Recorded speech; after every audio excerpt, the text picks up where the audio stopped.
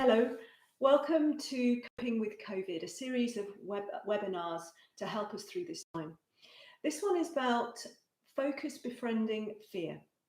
And I would like to introduce my friend and colleague, Fiona Kennedy, who Right. is the director of Greenwood Mentors here on the Isle of Wight, and she's a clinical psychologist.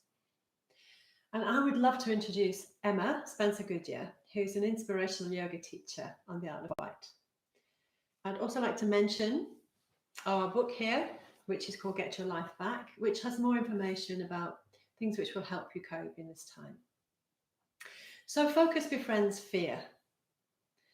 I would like to spend my 2 minutes discussing fear. So at the time of COVID, we have this unseen massive threat. We know people are dying all around the globe. We don't know how much it will touch us if it hasn't already. And if it has already, we know how terrifying it can be.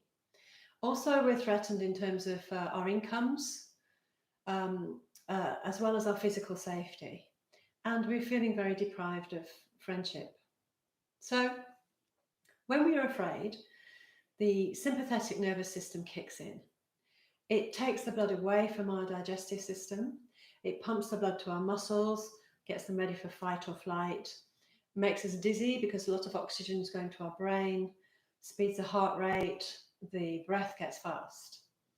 And usually that should be a short, sharp thing to help us react. But when the threat is constant like this, we can find ourselves constantly afraid.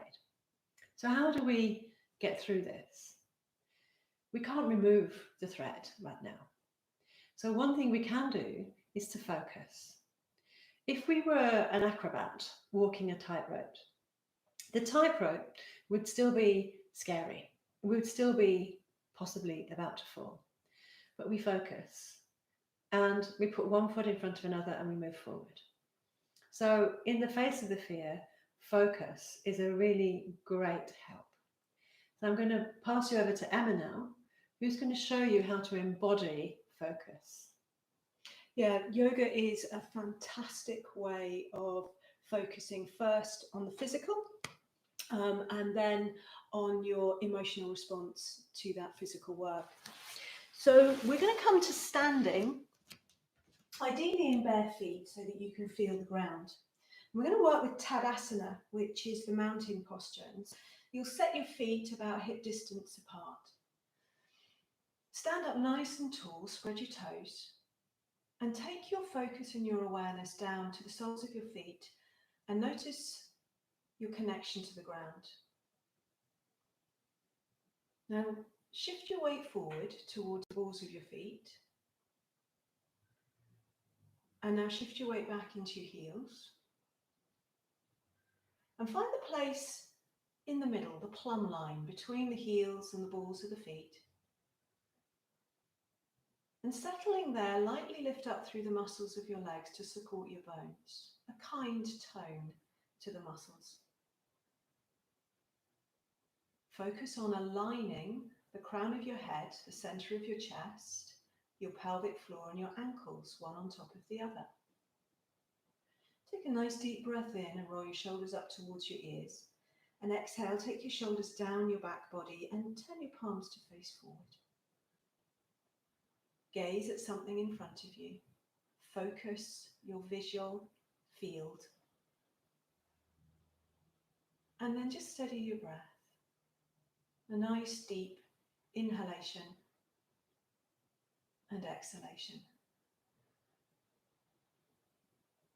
And you might hold that pose for up to a couple of minutes or so. You can also adopt it, finding that equanimity and balance when you're at the sink, when you're in the queue waiting to check out at the supermarket. So notice when you're frightened, feel the physical response, and then take yourself to Tadasana and just breathe it out. Thank you, Emma. And please remember that the signals that the body sends to the brain, to the mind, are just as powerful in terms of determining our mood and how we are as the signals that our mind sends to our body. So this is a very effective way to focus. Please let us know how it goes in the week to come. and we hope you find this very useful. Thank you. Thanking you. Bye-bye. See you next time.